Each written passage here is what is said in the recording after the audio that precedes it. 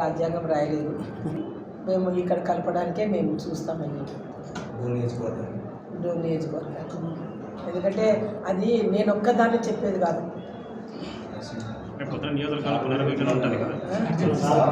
మాకే విసుగొస్తాను. ఖచ్చితంగా అవకాశం ఉంటే మాత్రం మేము పోరాడతాం. అవకాశం వరకు మేము పోరాడతాం. నేను ఆ రోజుల్లోనే సున్నం నీళ్లు తాగి అందరికీ కూడా చేతులు కాళ్ళు పట్టుకపోతున్నాయి అంటుందంటే ఆ రోజుల్లోనే నేను 46 కోట్లు పెట్టి నీళ్లు గాజుల ప్రాజెక్ట్ నుంచి నీళ్లు తీసుకొచ్చినాను.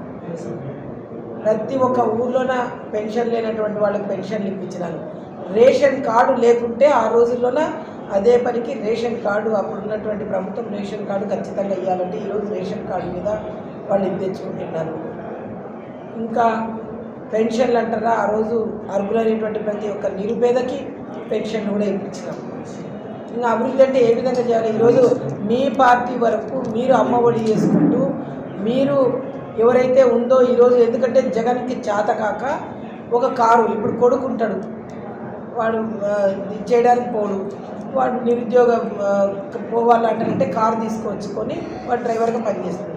అంటే డ్రైవర్గా పనిచేస్తే నువ్వు వాళ్ళ ఇంట్లో ఉన్న అమ్మకి పెన్షన్ తీసేస్తే ఇది న్యాయమేనా? వారి బతుకు వాడు పడుతాడు. ఎందుకంటే వారికి పిల్లలు ఉంటారు, తల్లికి ఏముండదు. తల్లికి కొడుకులు కోడళ్ళు అందరు బయటికి దొరుకుతున్నారు. మరి ఆ పెన్షన్ ఆమె ఏదో తీసుకొని తను ఇచ్చేస్తుంది. నువ్వు అది ఉంది ఇది ఉంది, 3 ఎకరాలు ఉంది 4 ఎకరాలు ఉంది అంటే 4 ఎకరాలు ఈ ముసలికి పోయి చేసుకొని వస్తుంది. 4 ఎకరాలు కొన్ని ముసలోడు పోయి వస్తాడా? చేసుకోలేడు కదా. నువ్వు ఏదన్నా పెట్టాలనుకుంటే సూటిగా చెప్పు ప్రజలకి, మేము వీళ్ళకే ఇస్తాం, మేము వాళ్ళు ఆశలు పెట్టుకోరు కదా. నేను అందరికీ చేస్తా అని చెప్పి ఈరోజు జగన్ ఏం చేసినాడు? గతంలో చంద్రన్న బీమా అనేది ఉండే పథకము, ఈయన వైఎస్ఆర్ బీమా ఉన్నారు, అది అమలు అయిందంటారు మేడం వీళ్ళు వైఎస్ఆర్ వచ్చిన తర్వాత? సరే, ఏం బీమాలన్నా పెట్టుకుని అయ్యాక బీమాలు చేసినాడా? అసలు కరువు మండలము నేనున్న ప్రతి 10 ఏళ్ళు నేను ఉంటే ప్రతి సంవత్సరం నేను కరువు మండలంగా చేసిన. ఈ డోన్లు కానీ ప్యాపిల్ కానీ బేతంచెల్ల కానీ. మళ్ళీ ఈరోజు ఒక బేతంచెల్ల కనపడిచ్చింది ఆయనకి, డోను ప్యాపిల్ ఎందుకు కనపడలేదు? ఇంకోటి మేడం, బేతంచెల్ల న్యాయం చేస్తాం. మేమేం వాళ్ళ ఇది కాదు. నిజంగా కూడా నాకు తెలియదు మీరు చెప్పేంతవరకు. ఏదైనా ఉంది అంటారంటే రెడ్డి గారు ఉంటారు కాబట్టి చూసుకుంటాం. 2009 ఎందుకు పోయినామనేది డోన్ ప్రజలకి తెలుసు, మాకు తెలుసు. ఎందుకంటే ఇది నంద్యాల జిల్లాకు పోయినందుకు ఆ రోజుల్లోనే మేము వెళ్ళిపోయింది వాస్తవమే కాదని, కానీ ప్రజల్ని మర్చిపోలేదు. అది మాత్రం మీరు ధ్యాస పెట్టుకోండి. ఎందుకంటే ఎప్పటి నుంచో మేము ఈ డోన్ నుంచి నిలబడి అందరికి కూడా సహాయ సహకారాలు అందించినటువంటి మా కుటుంబము ఇప్పటికి కానీ వదిలిపెట్టిపోయినా, మేము నంద్యాలకు పోయినా కూడా మేము వదిలిపెట్టలేదు. ఎవరికి ఏ సాయం కావాలని మా గడప తొక్కినారంటే వాళ్ళకి అందరికి కూడా సాయం చేసినాను, చేస్తాము, అదేవిధంగా ఉంటాము కూడా. మేడం, ఇప్పుడు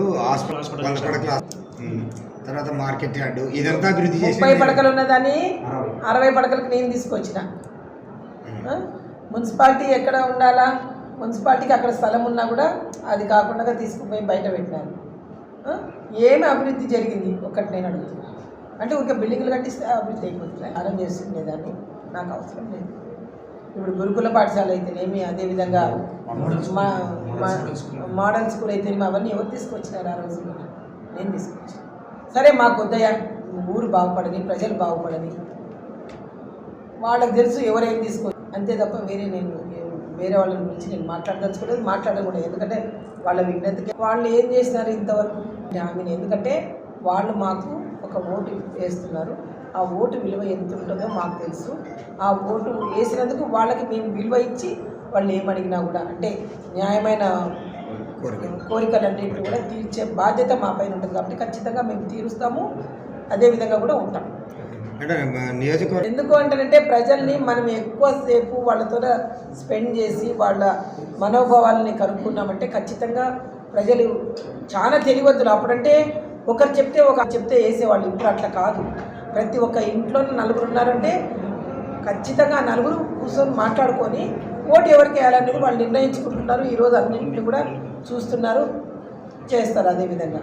అంతేగాని ఇప్పుడు నేను వచ్చినా నాకు భరతం పడతారు, వాళ్ళు వచ్చినా వాళ్ళకి భరతం పడతారు. కానీ ఓటర్లు తెలివైన వాళ్ళు కాబట్టి ఎవరైతే పని చేస్తారు, ఎవరైతే రేపు ఇది ఉంటారో అనే అభిమానంతోనే చేస్తారు. ఎందుకంటే చంద్రబాబు నాయుడు గారు విజన్ ఉన్న లీడర్. ఆయన ఏం చెప్తున్నాడు, నేను ఖచ్చితంగా ఉద్యోగాలు ఇస్తాను అని చెప్తున్నాడు.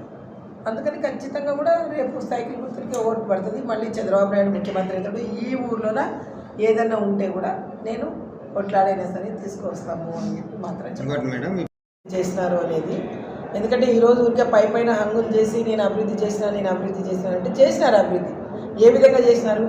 రోడ్ల మీద అభివృద్ధి చేసినారు అంతే తప్ప ప్రజలకు పనికొచ్చే పని ఏదైనా చేసినారా అని చెప్పి నేను అడుగుతున్నాను. ఏ విధంగా చూసుకున్నా కూడా అభివృద్ధి అనేది లేదు.